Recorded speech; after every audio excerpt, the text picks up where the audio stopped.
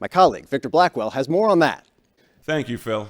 If we go behind the podium, you can see two green buttons. On Joe's podium, the left-hand button will mute Donald Trump's microphone. The right-hand button is a panic button, and Joe has agreed to only use this button in the event that he fills his diaper live on stage. Again. Back to you, Phil. We should note, by agreeing to participate in this debate, both campaigns and candidates have also agreed to abide by these rules. The CNN presidential debate airs live at 9 p.m. Eastern. Okay, that was great, guys. Can we go one more time, though, please? Take Joe's debate notes off the podium and don't tell them what the buttons do this time. Oh, and Derek, can you tell Phil to be a darling and stop looking at the teleprompter all the time? It looks like he's watching a tennis match. What's going on, everyone? Jeremy here from The Quartering, and today is the day. Today is the day of which we will get many, hopefully, new hilarious memes spawned as the presidential debate between Donald J. Trump and President Joe Biden is on. I will be streaming it. I don't care what CNN says. I will be streaming it everywhere, but I highly recommend watching me on the Mean Green site. I will put it in the pinned comment down below. That is the site where, I'm certain it will stay up. I don't know what YouTube will do. Right now, I'm willing to take the strike because I believe that fact-checking and live commentary absolutely, positively qualify as transformative and fair use. I don't think there's been a single other time in history where a network itself has exclusive rights to the most important political proceedings in the country. That is not, that's America. Maybe this kind of thing happens all the time in North Korea or, other countries, but this is America and fair use matters here. And I'm willing to take the strike. So I'll either be on Quartercast, which will be linked in the pinned comment down below tonight, or I will be on the Rumble. And I've got a fun game ready to go. I'm working on quartering bingo. We've got our own unique bingo game for tonight, where I will do if we get a bingo, I'll give away a bunch of Amazon $70 gift cards or something. How about that? That should be a pretty good reason to tune in. Plus, I actually read the chat. I interact with chat. I know there are a lot of places you can watch tonight's debate, but I hope you'll tune in to mine. And I want to talk a little bit about the hilarious North Korean-style microphone muting that CNN rolled out and thought it was going to totally be an own. You see, CNN shows off how their new microphones will work for the debate tomorrow. This was last night. A move that is likely designed to help assist the 81-year-old Joe Biden. The, quote, high-tech microphones have green lights, which will tell Biden and Trump whether their mic is on or not. If the light is off, the candidate tries to talk, the sound of their voice will not make it to viewers watching on TV. This is hilarious and pathetic at the same time. Gunther writes, CNN controls the feed. It's going to be 3 against 1. Trump wins no matter what. This is how it's actually going to work. It's actually better than I thought it would be. Like, you're really not going to be able to hear. You can see they'll show the interruption here. As I'm speaking, and this is what it will sound like. My volume remains constant, while Phil's interruption can be difficult to understand. Now, Phil is simply talking. I don't think he's saying wrong or, he's not yelling. I suspect you will still hear Trump, but this is designed to help Joe Biden. Obviously. Okay. One thing I can say as somebody who watches debates, it is really annoying when the candidate goes and filibusters for 3-4 minutes after their time.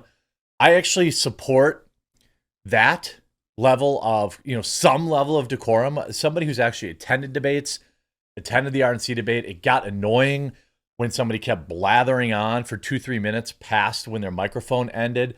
However, now we're at the presidential level, and you've got to allow some level of back and forth. That's what the American people want.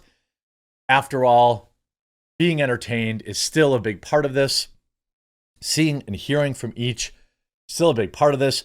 I believe, obviously, Trump knows that it's a massive uphill battle against him in this debate. And here are some of the ways that you're going to see things. I'm going to make a prediction now. Obviously, the microphone thing is set to help Joe. Fine. Okay. What I want to see out of Trump, honestly, is a little more measure, a little more composure. I don't want to see headlines about him being unhinged and blah, blah, blah, blah, blah, right?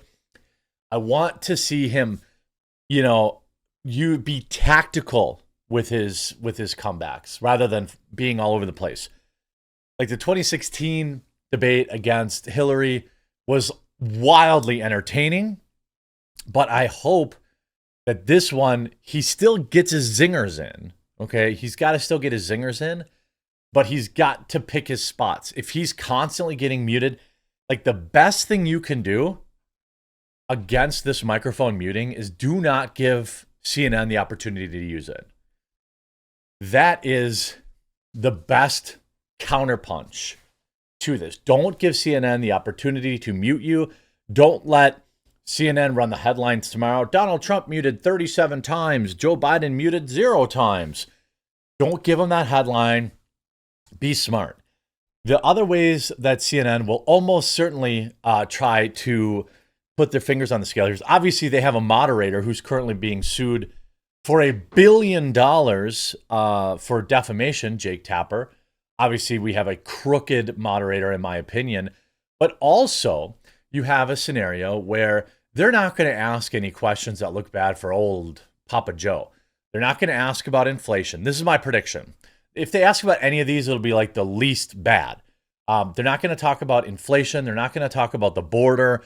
They're not going to talk about sending billions of dollars to foreign conflicts. They're not going to talk about, how it costs, 500% more now to buy a house than it did 4 or 5 years ago. It's not really 500%, but it's significantly more, 30, 40%, I think. Correct me if I'm wrong in the comments. But I mean, they're not going to, there are so many topics that people actually care about that CNN simply won't ask. That's how they can really, people say, well, how can they really control it? That's how they control it. They're going to ask him, mark my words, they're going to ask him about the environment. Now, look, I love the environment. I'm actually, I want us to take care of our planet. It's the only one we've got. Like literally, I don't like it when I see people throw trash out their windows. I don't like seeing, that, all of the goods that we're happy to buy in this country come from countries with completely unregulated pollution laws. Yeah, we're nice and green here in the United States, but 80% of the stuff we buy comes from countries that pour more pollution in the atmosphere in a week than we do in a year. Yeah, again, hypothetically, but it is, I care about that stuff, but I'm not voting for it. I'm voting for this guy. Okay, so I want to show you a quick video. There's no way they ask him about this. So here's a video of somebody who said, man hits reorder button on a 2022 Walmart grocery order. So just 2 years later. I feel like I'm going to be sick. I just, looked through my Walmart history, and I found this, Walmart order from 2 years ago for the whole month worth of groceries. 45 items cost $126. A whole month of groceries just for me, basically. But I did notice this reorder all button, and I wanted to see how much it would cost now.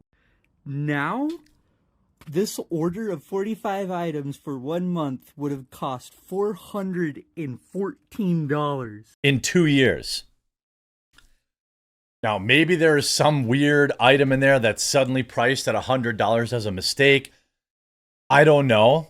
But that is what real people are talking about.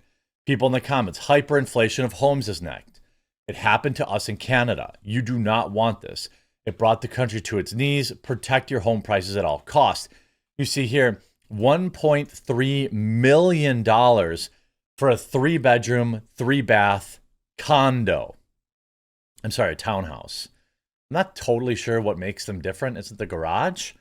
I mean, $1.3 million for a townhouse? That's insane. Here's how the government is talking, misleading through statistics. 10 steaks at $10 each equals $100. Steak price now $14. 40% people switch to chicken. 5 steaks, $14 each, plus 5 chickens, $6 each equals $100. Reported inflation, 0%. Actual inflation, 40%. There is, they say inflation's 2%.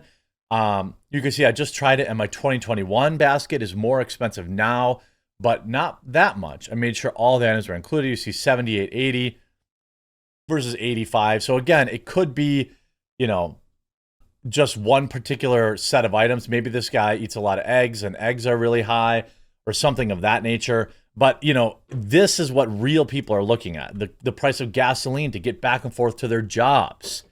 The price of rent. Anybody who's renting out there should be voting for Donald Trump. You know what I mean? Like, good luck. I have been so out of touch on the rental market that my staffer, Maggie, informed me not that long ago just how insanely expensive it is to simply rent a 2-bedroom place. It was nearly triple what I expected it to be. Now, again, that's just my expectations. Clearly, my expectations were low. But the media's in full-blown panic. Now they're saying, Texas is going to turn blue. Decades of Democrats have harbored dreams of turning the Lone Star State blue. Texas is not going to go blue. Like, this is a cope. This is a panic. Do I think that, Donald Trump should probably make sure he goes down to Texas and make sure that he gets the votes there, make sure that he quells their concerns about immigration, things of that nature? Yes. But the reason they want Texas to go blue is by, guess what? Leaving the border open. That's how you flip Texas. That's part of the long-term strategy.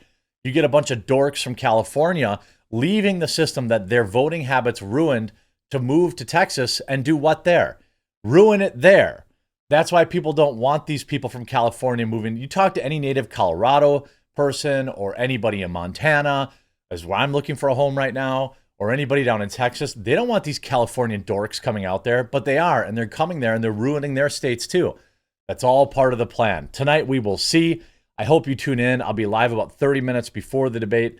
Hope you enjoyed this video. If you did, make sure you leave a like on it, and we'll talk to you again real soon.